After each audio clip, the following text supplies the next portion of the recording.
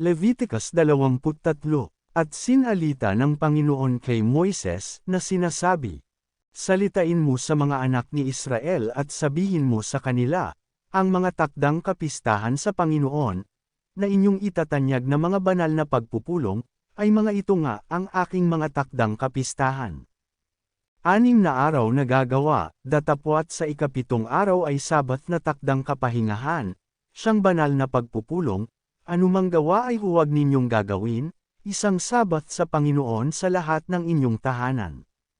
Ito ang mga takdang kapistahan sa Panginoon ng mga banal na pagpupulong na inyong itatanyag sa takdang panahon. Sa unang buwan, ng 14 na araw ng buwan, sa paglubog ng araw, ay Pasko sa Panginoon.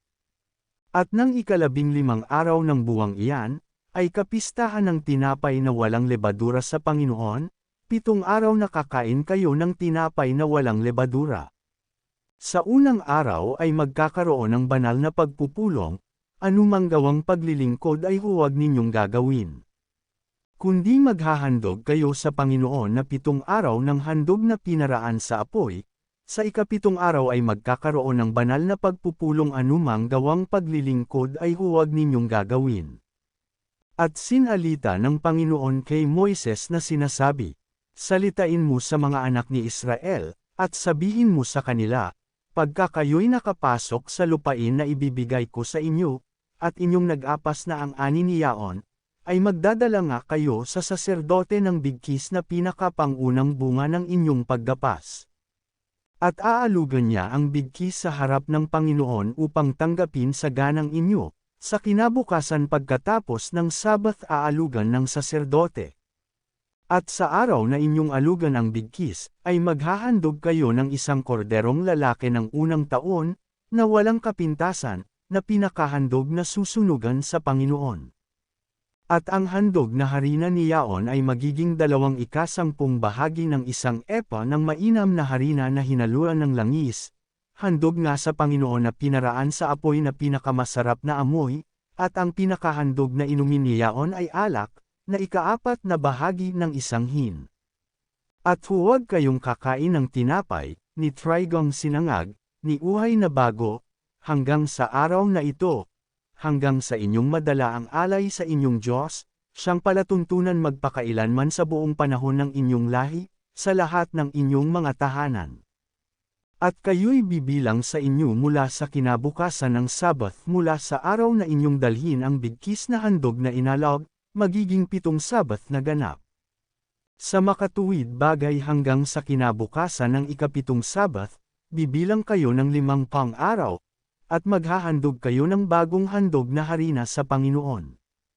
Sa inyong mga tahanan ay magdadala kayo ng 2 tinapay na aalugan na may 2/10 bahagi ng 1 epa ng mainam na harina, at lulutuin na may levadura na pinakapangunang bunga sa Panginoon.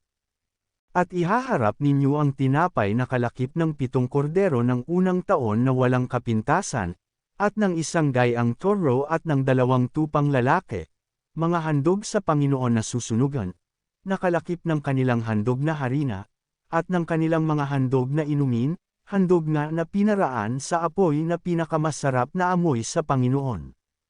At maghahandog kayo ng 1 lalaking kambing na pinakahandog dahil sa kasalanan, at ng 2 korderong lalaki ng unang taon na haing mga handog tungkol sa kapayapaan. At aalugan ng saserdote pati ng tinapay ng mga unang bunga, na pinakahandog na inalog sa harap ng Panginoon, nakalakip ng 2 kordero, ang mga tinapay ay magiging itinalaga sa Panginoon na ukol sa saserdote.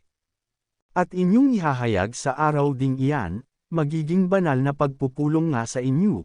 Kayo'y huwag gagawa ng anumang gawang paglilingkod, siyang palatuntunan sa lahat ng inyong mga tahanan, sa buong panahon ng inyong lahi. At pagka inyong aanihin ang ani sa inyong lupain, ay huwag ninyong pagkakaanihin ang mga sulok ng inyong bukid, ni pamulutan ang inyong naanihan, sa dukha at sa taga-ibang lupa inyong aitet ira, ako ang Panginoon ninyong Diyos.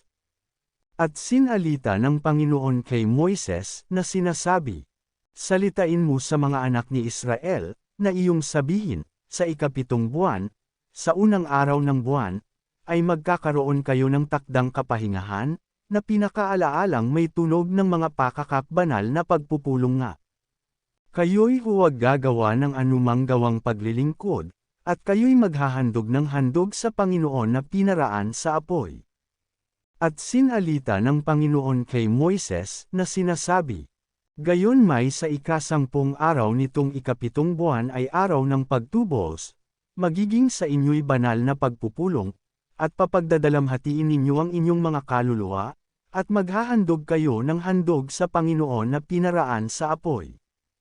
At huwag kayong gagawa ng anumang gawa sa araw ding iyan, sapagkat araw ng pagtubos, upang itubos sa inyo sa harap ng Panginoon ninyong Diyos.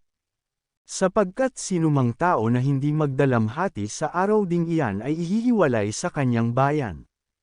At sinumang tao na gumawa ng anumang gawa sa araw ding iyan ay pupuksin ko ang taong yaon sa kanyang bayan. Kayo'y huwag gagawa ng anumang gawa, siyang palatuntunan magpakailanman sa buong panahon ng inyong lahi sa lahat ng inyong mga tahanan.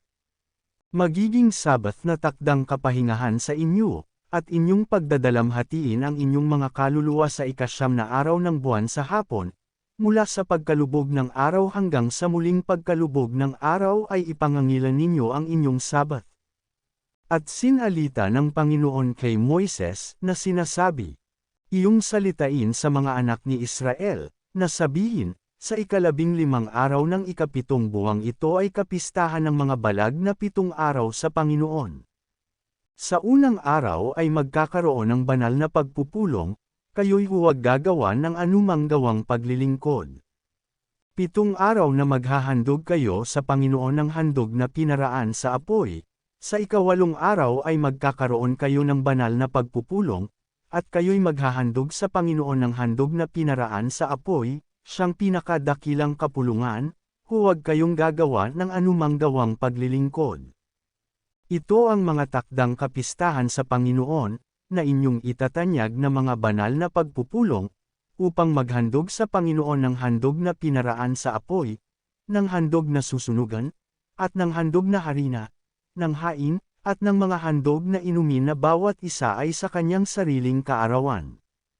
Bukod sa mga Sabath sa Panginoon, at bukod sa inyong mga kaloob, at bukod sa lahat ng inyong mga panata, at bukod sa lahat ng inyong mga handog na kusa na inyong ibinibigay sa Panginoon. Gayon may sa ika-15 araw ng ika-7 buwan, pagka inyong natipon ang bunga ng lupain, ay magdidiwang kayo sa Panginoon ng kapistahang 7 araw, ang unang araw ay magiging takdang kapahingahan, at ang ika-8 araw ay magiging takdang kapahingahan. At magdadala kayo sa unang araw ng bunga ng magagandang punong kahoy, ng mga sanga ng mga palma, at ng mga sanga ng mayayabong na punong kahoy, at ng mga sos ng batis, at kayo'y magpapakagalak sa harap ng Panginoon ninyong Diyos, na 7 araw.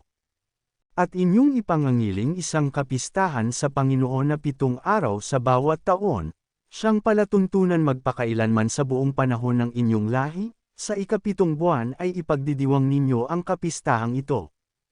Kayo'y tatahan sa mga balag na 7 araw, yaong lahat ng tubo sa Israel ay tatahan sa mga balag.